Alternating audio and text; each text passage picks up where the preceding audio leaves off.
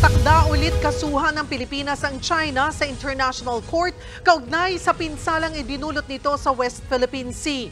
Ang China naman muling sinisi ang Pilipinas. Tayo raw ang madalas nambubuyo kaya laging may tensyon sa rehiyon. Nasa frontline ng balitang yan si Camille Samonte.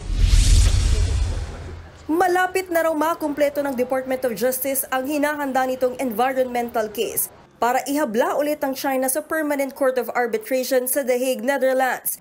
Dahil ito sa mga mapaminsalang aktibidad nito sa West Philippine Sea. Wala pang final na petsa kung kailan magpa-file ng kaso ang Pilipinas. Pero ayon kay DOJ Assistant Secretary Mico Clavano, linggo na lang ang bibilangin bago makumpleto ang mga kailangang dokumento. Katuwang nila sa case build-up ang Office of the Solicitor General.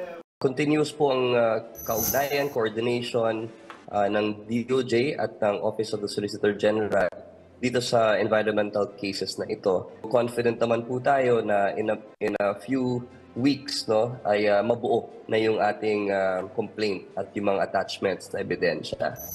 Setyembre noong nakaraang taon nang unang palutangin ni Justice Secretary Boyeng Remulla ang posibilidad na ihabla ulit ang China. Matapos mabisto ng Armed Forces of the Philippines ang sira-sirang mga corals mula sa Rosal Reef at Sabina Shoal. Hinala ng DOJ bahagi ito ng planong pagtatayo ng mga artificial island ng China. Hindi ito ang unang beses na kakasuhan ng Pilipinas ang China sa International Court. Noong 2016, kinatigan ng arbitral ruling ang sinampang reklamo ng Pilipinas na nagpapawalang bisa sa 9-dash line claim ng Beijing sa South China Sea. Mula noon, lalong uminit ang tensyon sa rehiyon at madalas magbanggaan ang mga barko ng Pilipinas at China. Mas tumaas pa ang tensyon dahil sa plano ng China Coast Guard na arestuhin na ang mga trespasser na manghihimasok umano sa kanilang teritoryo sa South China Sea. Target itong simulan ng China sa Hunyo. Pumalag ulit dito si Pangulong Bongbong Marcos kahapon.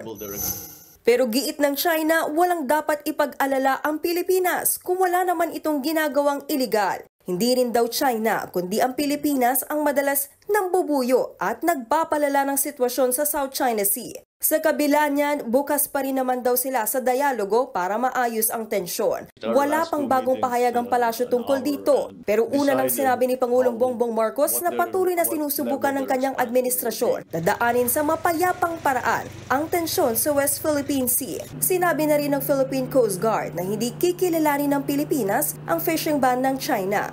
Nagbabalita mula sa Frontline, Camille Samonte, News 5. Mga kapatid, Lucy Cruz Valdez po, maging maalam at may pakialam sa mga napapanahong balita sa bansa. Tumutok at mag-subscribe sa News 5 social media pages.